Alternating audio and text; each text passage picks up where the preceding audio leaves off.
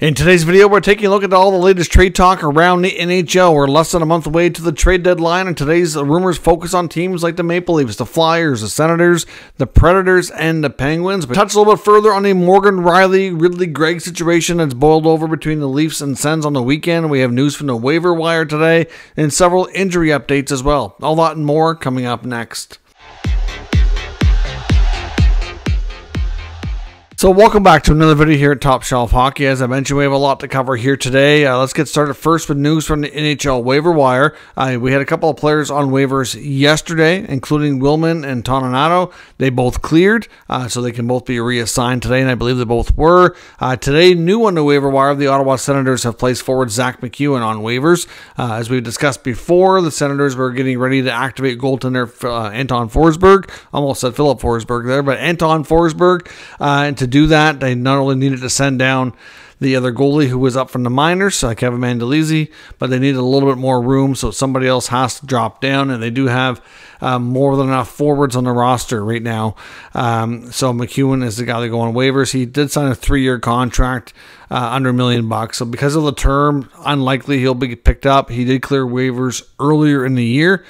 He can go down and play a little bit with Belleville and help them out in the American Hockey League. I'm sure he'll be back as soon as there's an opening, whether it be an injury or something else that changes with the roster. We know in the next couple of weeks there's going to be deals in Ottawa with probably at least one forward being moved out, most likely Dominic Kubalik, so and maybe others, which we'll talk about here a little bit later in the video. But MacEwen will be back up probably in a few weeks' time. But for now, he's on waivers, and we'll see if he gets picked up at 2 o'clock Eastern time tomorrow. Some other injury updates around the NHL. The Vancouver Canucks today recalled defenseman Jet Wu and announced that that was happening because Carson Soucy's injured and has been placed on injured reserve. The Red Wings are going to be without Robbie Fabry again. Hard to say with an exact time frame, but he had to leave the team due to personal reasons. He is going to miss the start of their upcoming road trip, so we'll see how long he's out. Not expected to be too long, though. The San Jose Sharks, of course, having a very tough year. Definitely going to be in the top few teams for the lottery and the first overall draft pick. Had another big blow today, but something that probably is for the best that he gets taken care of. But one of their best players in Tomas Hertl had a knee injury that he's been dealing with, something that's been bothering him off and on. Decided to have surgery, have it taken care of. Now, I would suspect that it's possible his season is over, but they didn't announce that. All they said he was going to be out for several weeks. It's unclear right now, based on their details that they've provided, if he will actually be able to come back and play at all before the season is over or not. But Hertl is going to, at the very least, miss the bulk of the rest of the season, if not the entire part of it. We talked before about potential of him, deciding maybe he wanted to move on and get into a more competitive situation, because it's going to be a few years there before they're going to be back in a playoff picture. And it was believed that there might be some mutual interest, but it's probably going to be something that they discuss over the summer. So my suspicions here is that they probably want to take care of this injury now, make sure that by the time the season is over and that he gets to the summer, that he is good and healthy. And if they do decide to try to facilitate a trade, that he's fully healthy and ready and able to do that. The Blackhawks, they also announced that they are hoping to get Connor Bedard back in short term. I think they said by next week he should be able to fully practice and hopefully play. So hopefully another week or so, and Bedard might be back in action. So we'll have to see about that, but at least things are progressing well, and he's getting closer. Alex Pietrangelo, defenseman for the Vegas Golden Knights, hitting a big milestone. Tonight for him is game number 1,000. Obviously, Petro's had a really solid career overall. I know in the recent years there's been a couple things in the playoffs that he's gotten in trouble for, and I'm sure there's fans out there that are not real keen on him, especially if you're a fan of a team that Vegas did battle with, especially a team like Edmonton. I know there's probably not a lot of love lost there, but you got to admit and respect the fact that he's had a great career. He started with the St. Louis Blues, became their captain, been an alternate captain in Vegas. He's been a big part of Team Canada internationally on multiple occasions, between World Juniors, Olympics, World Championships. Like he's really done it all. Got multiple Stanley Cups to his name now. Heck of a career. In my opinion, most likely good chance of being a Hall of Famer at the very least right now. So game 1,000 for him. I know another great player who's had a long career as well, Brad Marchand. He's got his 1,000th game coming up as well. I believe the Bruins play, I think it's tomorrow, so that's coming right up for him as well. I do want to touch a little bit further on the fallout or the reactions, whatever you want to call it, on the Morgan Rielly, Ridley Grieg situation from Ottawa, Toronto on Saturday night. It's still a heavily discussed topic here 2 days later, and I think it's mostly because we don't know the outcome for Morgan Rielly and the upcoming suspension. We do know that Morgan Rielly has a hearing, which is in person, so they do have the ability to suspend 6 or more games because of that. Doesn't mean for sure it'll happen, but pretty good percentage of the time when they offer that, it usually does. But he did take the option for the in-person. He could have waived it and done it by phone or by Zoom, but he did accept their in-person option, which is why the hearing is tomorrow afternoon. Now, the Leafs do play tomorrow night, so I believe the announcement is in the decision will come before game time, but as of now, they know that he's definitely suspended. It's going to be at least one game for sure. We know that much, and he will miss that for sure.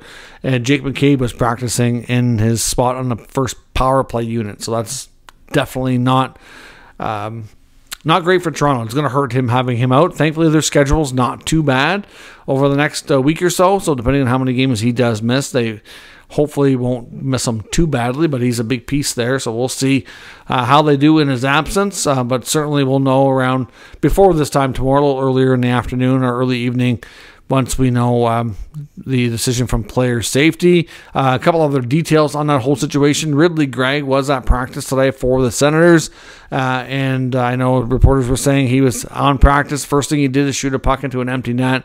I think just trying to make a little bit light of the situation. Obviously, it's boiled over hardcore. A lot of fans, no matter what side you're on, have some strong opinions one way or another. I know a lot of Leaf fans are defending Rielly. A lot of Sens fans are defending Grieg. To be honest, I think there's something to be said on both sides, and I really like to see more fans of both teams kind of just look at things a little bit more objectively.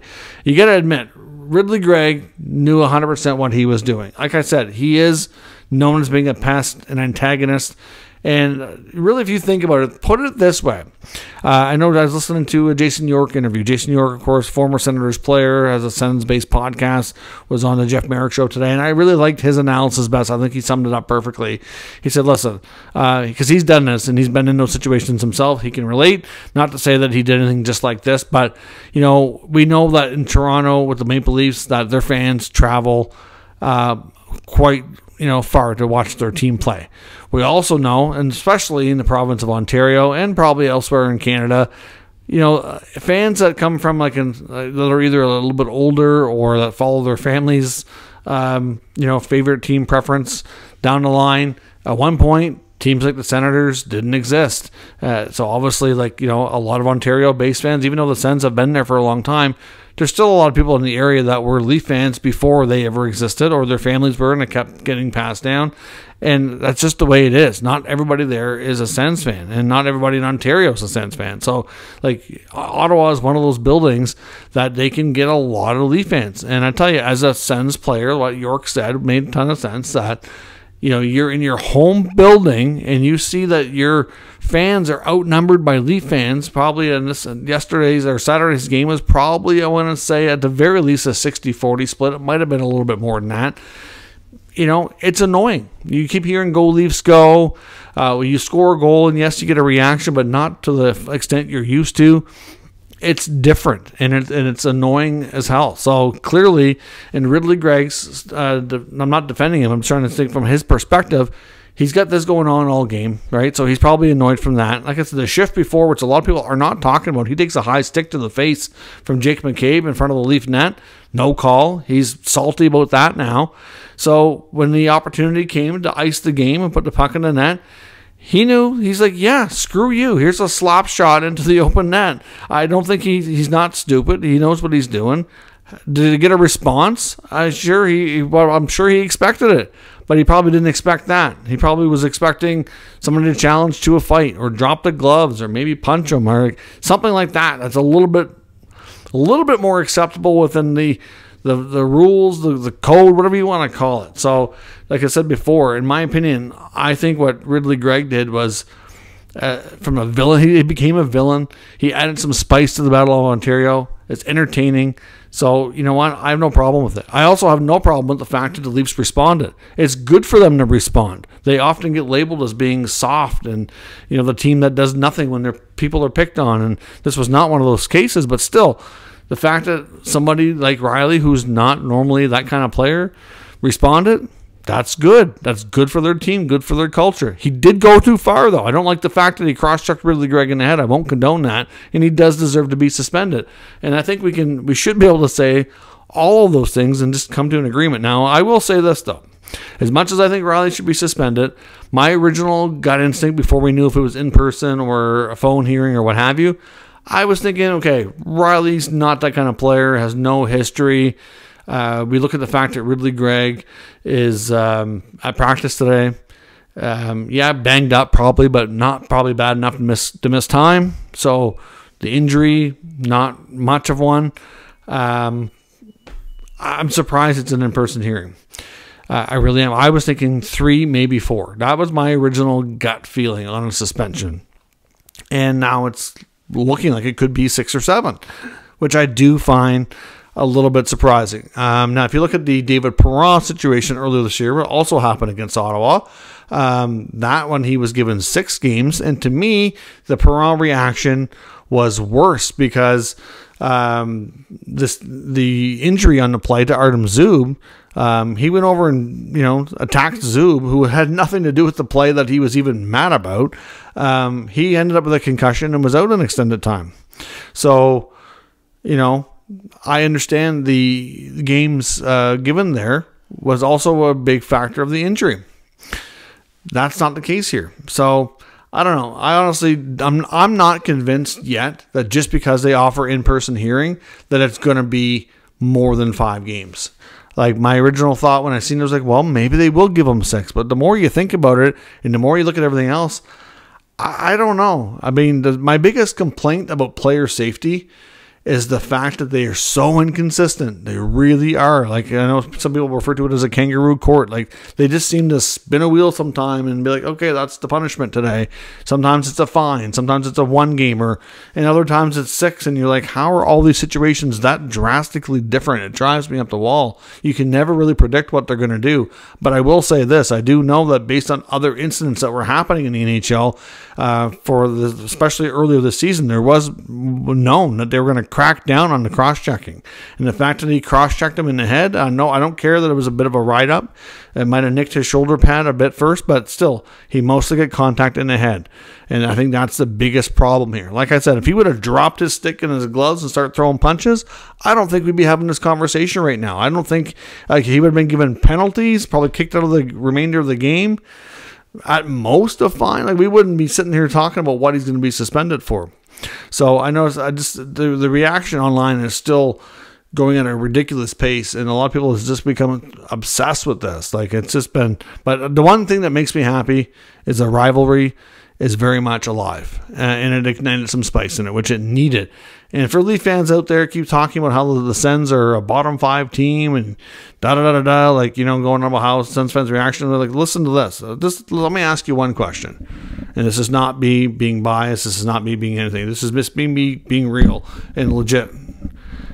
If the Leafs continuously lose to lower-ranked teams, where they lost 3 times to the Sens this year, they've lost other games this year to the Blue Jackets, to the Blackhawks, to low-ranked teams, what does that make them? If they can't beat those teams and they lose to them continuously, that's a major alarming trend. Doesn't make your team all that great. So I think there's issues there, and they need to address them if they're going to take steps forward and become a Stanley Cup contender and ever have a chance to actually hoist the Stanley Cup.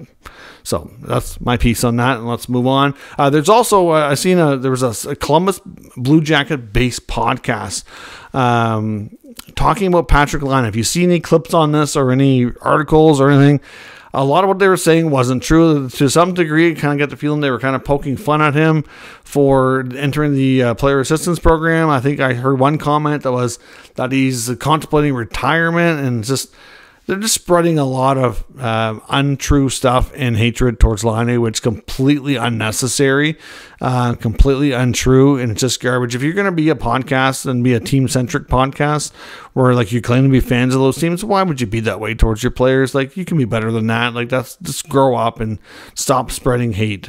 Just completely ridiculous. And if you see anything about Laine like that going around, none of it is true. It's all just mostly coming from this podcast that makes no sense at all. Now, onto the rumor section of the video. We're going to kick things off today with Ottawa. I know Vladimir Tarasenko's name is getting a lot of play today. He was interviewed after practice in Ottawa this morning, and he was asked a lot about his future and waiving his no-move clause and signing his next contract, whether it be with Ottawa or somewhere else. And Tarasenko made it perfectly clear that the agent change was really just a family decision.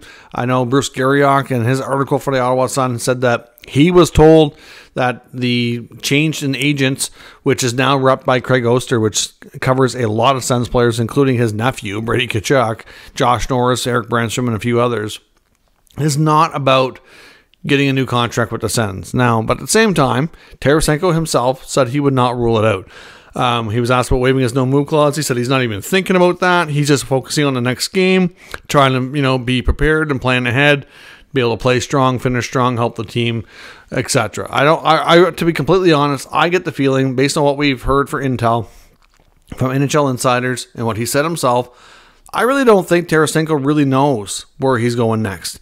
I don't know that he really knows if he wants to be traded or not. He'll have full control of that, of course, so we'll find out soon enough. I honestly think that the main reason he changed agents is that he wants his next contract to come a lot easier and be figured out a lot sooner than the one that he just did last summer with Ottawa. It got drawn out way too long into the offseason. He was obviously having issues with his prior agent. He wants to avoid that, doesn't want that to happen again. And he just wants to kind of pinpoint the next little while for his future. He, for all intents and purposes, said he's been very happy in Ottawa. He said it's not about the place for him. He said he's been totally fine and likes the city and everything that comes with it. His kids are playing hockey there. I honestly think it's going to be about where he gets that next contract, where he's going to get paid where he thinks he should be, and he's comfortable for the next few years. I do believe they will talk with the Senators, he and his new agent, about an extension. And I think it boils down to if the Sens are going to offer him what he wants, I do think there's a chance he could stay. But depending on what it is that he wants, the Sens may not be comfortable with that and may engage a little bit more in trade conversations. At this point, I don't think there's really been a whole lot of talks around it. There have been, I'm sure, some teams that have been kicking tires and calling Steve Staios and asking what the plans are, showing a little bit of interest, but that's about as far as it goes. We've heard a lot of different teams out there, whether it be a reunion with the Rangers. We've heard about the Oilers maybe having some interest, especially if Jake Gensel's not out there on the trade market, because we don't know what his future holds just yet. Things like that. So certainly look for Tarasenko to have full control here. And like I said, I really think the change in agency and everything was more about getting that next contract done. And it could be Ottawa, it could be somewhere else, and whatever that works out is going to be what he wants. Because I think whatever the Sens, if they do end up moving him, I think he's going to get an extension worked out as part of that process so that he's not dealing with this next summer.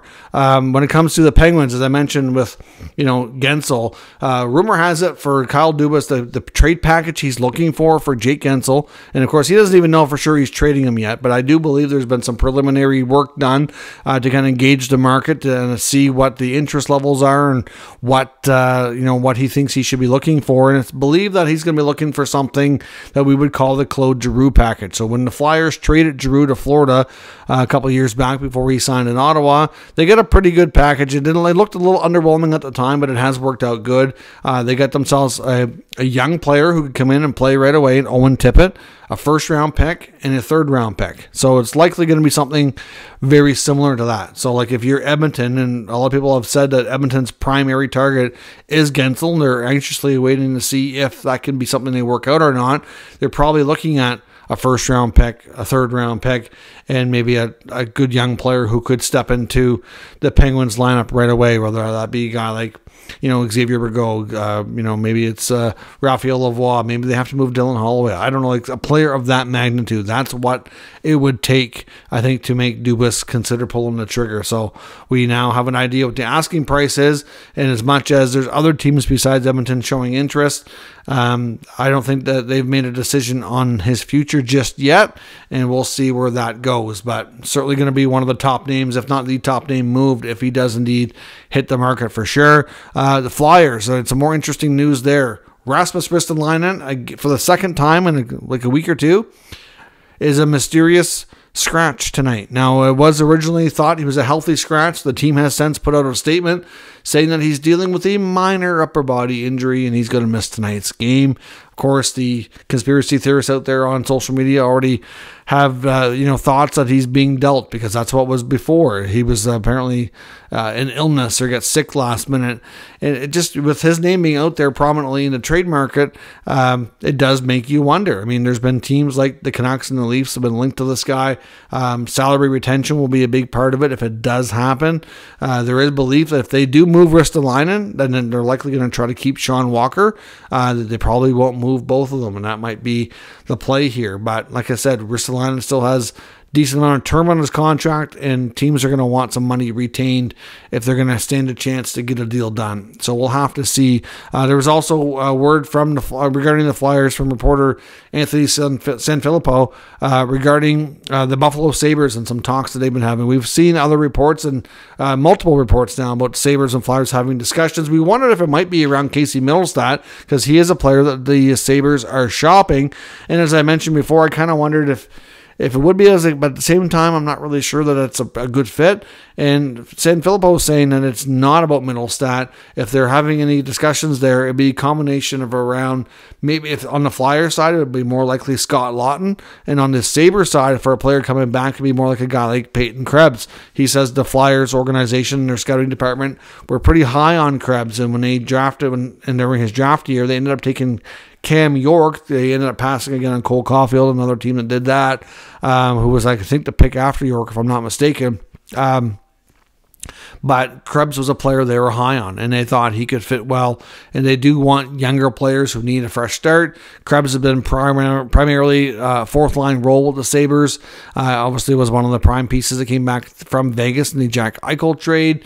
And this seems to be like a player that they could move on from. Now, Lawton's a guy with a little bit of term, doesn't make a ton of money, and it's believed that the Sabres do want to add a few more players with a little bit more experience. Kind of the same sort of route that we see the Senators taking. They have a lot of good young talent, but they could, help to insulate them a little bit more with a few more good, productive veterans, and Laughton could be a player that fits that role. So there could be like a Laughton for Krebs type of trade that's been discussed. Hard to say if that works out and they end up pulling the trigger, but it's believed that that's something that's kind of at least been discussed or on the table. So we'll see where things go on that front. In Toronto, I know we've talked about a variety of D-core guys that have been, guys of interest for Toronto. We've heard Tanev, we've heard Parayko, we've heard other names as well. But another one to keep your eye on is Matt Dumba in Arizona. This is not the first time his name has come up and been linked to the Leafs in the last couple of months. He was a player which I do believe had discussions with Toronto when he was a UFA before they signed John Klingberg. But it's believed at that time, before he signed with Arizona, that Dumba was looking for a little bit more money. I couldn't find it. Nobody would agree to it. So he brought his price down and ended up going to the Coyotes on a one-year deal. We've mentioned before that a player that the Leafs appear to be dangling out there in the trade market, looking for their deadline upgrades, would be a guy like Nick Robertson. So maybe that would be a player that the Coyotes would have interest in, could fit with their young core forwards to come in and have a bigger opportunity. But Dumba is a guy that's been on their radar off and on, really, like I said, since last summer. So it wouldn't be shocking news to see them turn their attention to him if the other prices are too high. So we've heard about Tanev, we've heard about Zadorov earlier in the year before he ended up going to Vancouver. And there's a few other names out there as well, like Walker and Sealer in Philadelphia, etc. But he's another one. So keep an eye on that situation. I do expect Dumba to, probably get moved regardless. So we'll see if it's Toronto or elsewhere. And could goaltender UC Saros get moved? Elliotte Friedman and Jeff Marek talked about this on the Jeff Marek show today, talking about the fact that the Nashville Predators are in a good spot here with goaltending, and that Yaroslav Askarov is knocking on the door. He's accomplished everything he needs to at the American Hockey League level, deserves more of an opportunity at the NHL. Saros has one more year on his contract. So he said, do the Predators look at this and say, are we going to extend Saros, who's likely going to want a bit of a raise on a longer-term contract? Do they want to do that and block Askarov out from having a chance to be the starter? Because if they do that, then he's likely going to be traded as well. But instead, they get a different format here, or a different type of goalie, younger, and it kind of keeps the team moving forward. So it wouldn't be shocking if they, as much as Saros is a great goalie, that they might decide to change directions there. The main teams discussed from Friedman and Marek was first it was Carolina, but then New Jersey. We know New Jersey's had extensive conversations based on recent reports from Friedman with the Flames on Jacob Markstrom. It's believed the biggest and main stumbling block there from getting something done was the fact that the Flames are not real crazy about retaining money on that contract. They never do salary retention. Kind of a preference from the ownership group there, if you will. So, this is a scenario where they might not necessarily even really need to do that. The Devils would probably be able to take Saros contracts, not as long-term, and they might not, or the Nashville Predators might even be willing to do that. We don't really know how they feel. We know that they have done it in another scenario, so it's not a complete taboo thing for them. But obviously, the future of UC Saros is fair to say a little bit uncertain. Barry Trotz has made it known that they had every intention of re-signing him, but, does that make sense for them? The direction of the team, they're kind of in that mushy middle. Great goalie, yes, but they have another great goalie up and coming who needs an opportunity. And like I said, it's going to get antsy and probably ask for a trade if Saros isn't moved sometime soon in the next year. So a team like New Jersey just screams that being a perfect opportunity. They have the young scoring players. If the Predators were going to move a guy like Saros, they're going to be looking to add some offense coming back. There's no doubt that would be what their preferred package would be. And the Devils are loaded with young players that kind of fit that mold in the forward group that would probably be intriguing to a team like Nashville. So I have no doubt they could figure out a deal to be had there. So if UC Saros is moved, is New Jersey the perfect landing spot? Will they switch their attention from Markstrom to Saros if the Flames are not going to budge on retaining money? Saros is a little bit younger than Markstrom and giving you very similar, if not just as good or better results, might make more sense on a longer term basis. So let me know your thoughts on that and everything else discussed here today down in the comments. We'll discuss further. If you're new to the channel, of course, make sure you subscribe and stick around. We'll keep you up to date with the latest news, rumors, and analysis of all 32 NHL teams. Thanks for watching, and I'll catch you next time.